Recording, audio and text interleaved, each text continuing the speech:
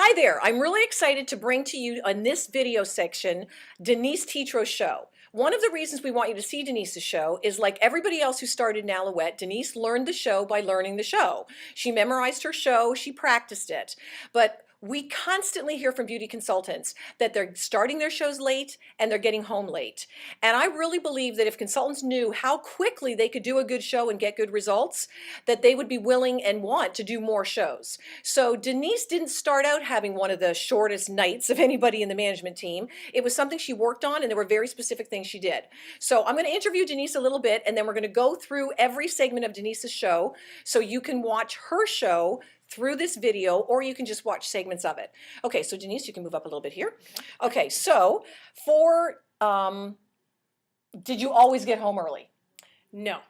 I remember that if I would get home by 11:35 to watch a program that I wanted to watch on TV, it was an early night for me. And my husband would think I was dead in the ditch right now if I got home at 11:35. 10:30 is a late night for me now, and that's usually because I've had a really fabulous show. That's great. Okay, so what did you do?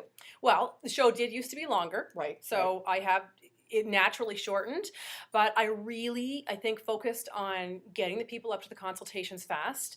I know my show presentation has never been like overly long, and I don't think that I really shortened my show a lot, but I really focused on getting the girls up in the consultation. I know I do a basic, simple show. I don't add a lot of other information like Misty McNabb says. They are not scientists at your show. They are just regular people that want to know what these products can do for their blackheads or their lines and wrinkles or their oily areas. They don't really care what papaya is doing for them. Right. They don't remember that stuff anyway. So how long do you think your show actually is, your presentation? Maybe 45 minutes. Okay. So with a 45-minute show, even if the other consultants are doing a 45-minute show, but they're getting home late, we would break it down into two segments. So the first segment would be if they're starting their shows late. Like if the show, what time do you typically tell your hostess the show will start? Okay, I start my show, I tell the hostess we're starting the show at 7 o'clock. And by 7:15, I am started my presentation. Even if she says to me, I know there's 3 girls around the corner that have just texted me and they're coming, it's not fair to the people that were there on time for me to wait for them. So by 7:15, I say, well, no problem. They're not going to miss too much. I'm just going to get started. So you just tell her. I just tell her. I don't ask her. I just say, I'm going to get started now. What if she says, well, could you just wait a few more minutes? I will say, you know what, these guys came on time, and usually if I say that, somebody there who came on time will say, yeah, and I have to get going, or yeah, let's just start. Okay, which reconfirms to you, those are the people that you want to book, the ladies that are on time, that are reliable, and I realize stuff happens to everybody, but those are my customers that I want to book. They came on time. They did what they were supposed to do, and it's not fair to them. Okay, let me have you tell them a little bit of this too. There's all kinds of things out there about pre-show activity. You know, treating your hostess extra special, which there's nothing wrong with that if that's what you want to do. But you don't do a lot of extras. Your show is very duplicatable. What time do you get to a show if it's supposed to start at 7? Okay, I get to the hostess's house at 6:20, and I am like right in there. I figure out where I'm going to set up. I carry a card table in my trunk.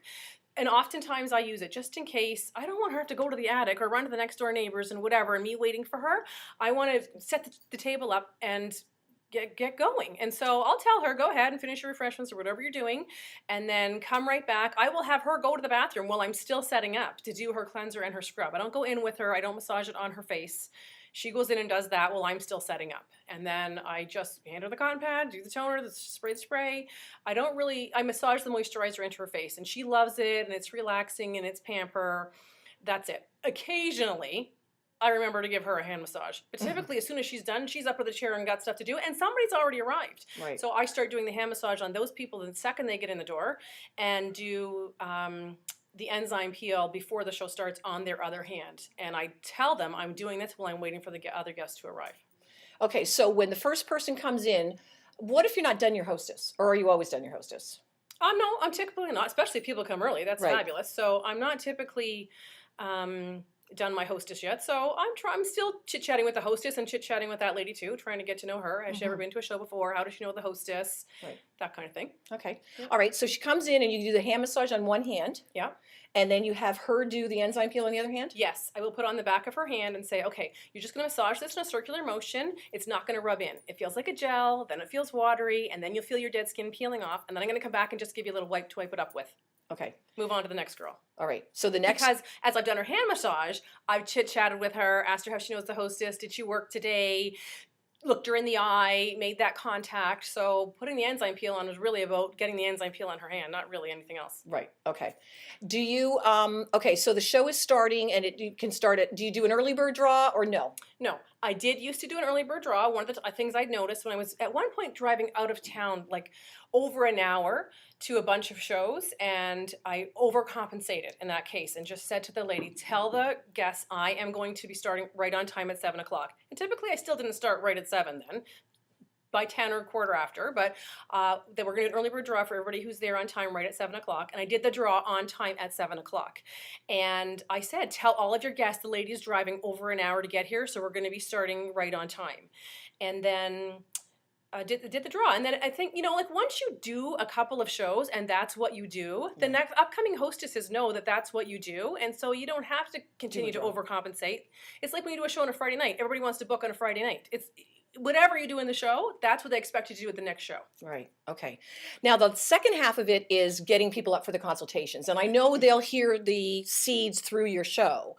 But what was the big change for not taking all that time at the end of the show? Because if you're starting at 7:15 and your presentation is over at 8 o'clock. Right. That's right. Well, I would just get sick of sitting there till 8:35 waiting for somebody to come up. Well, they're over there having the refreshments. And I was thinking, you know what, I could be home. I could be with my family. I want to get bookings. I want these ladies to want to book a show and not think that I'm going to be at their house till 11:30. I want this to be easy for them. So I was just sick of that and thought, I got to get them in this chair as fast as I can. This is it was a total waste of time. I've done the presentation. What else is there to think about? Come and talk to me then, and I can help you decide if you're not sure what to do now. So did you have the hostess help you? You know, like do you tell the hostess No, I to didn't. send people? I didn't. You know, maybe I did, because I remember being trained that early on. Maybe I did say to her in the hostess coaching, when you see somebody done, then send them up. But I really started focusing on what I was going to say in the show to the guests. To get them up. And even when the show is over, if I wait a couple of minutes, I'll just peg usually the previous hostess and say, are you ready? Did you want to come up? She typically knows what she wants. She's had consultations before. So once you get one person in there, you kind of get it started. Okay, so let's say, because you're going to do the seeds, but let's say you're sitting there and nobody has come up. You don't wait any more than 5 minutes. 5 minutes at the No. most, and you typically will call up the previous hostess. Typically, I start with her first because she's usually easy. She's easy, she's fast, and then as soon as she leaves, you can say, okay, who's next? And then sometimes if nobody comes up, I'll have a sip of my water or... But still, not very long. I don't let too much time pass. I'll try and make eye contact with somebody, and then if I make eye contact with anybody, I'm like, okay, are you ready?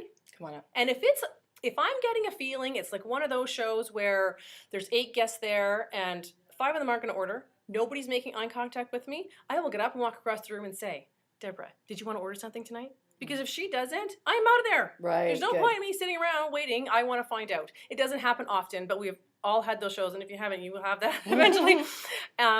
Yeah, so I'm not waiting around for that. So if you say to somebody, "Are you ready?" What if they say, "Well, I'm not ready. Like I don't know what I want." Oh, come on up. We can just sit down and have a little bit of a chit chat, and I can talk to you about that. Okay. And other than that, if you see that some people are not moving, you go up to them and say, "Did you want to place an order tonight?" Did you want to place an order? Was there anything that you wanted to get tonight? Can I help you with anything tonight? Okay. And I'll get a feel. If they're like, oh, no, I can't, you know, she gives me some excuse. I don't want to make her feel bad. I don't know what her situation is. If she's got the guts to tell me that, as I've walked across the room and whispered it over to her, I'm not going to... You're going to leave it. Push it and ask her to come on up again or just do the consultation. Right. Yeah. And then the last thing, I think we've got like less than a minute, but what about the time you spend with your hostess picking out her stuff? I know people always say that to me, but I'm there forever with my hostess. Oh, I recommend stuff to her. I go through and recommend what I think she should get. Instead of waiting for her to pick out what she wants, I know what she has already. I know what she needs that she's going to fall in love with, that she's going to want to reorder again, and I recommend things to her. So okay. It's so you quick. just say you need this, you need this, you need this, you need this, blah, blah, blah. And I don't wait for her to say goodbye to all of her guests at the door. I go over to the door and say, okay, I'm ready for you now. What if she said I need to say goodbye to my guests? I will let her do that, but I'm standing up, hanging around there. I stand usually at the door still talking with them too, because I want them to know. We're going. I'm waiting. Right, we're going. Good. Okay, so that was some great pre-show activity and some tips for a short show. Now we're going to go into the actual show itself.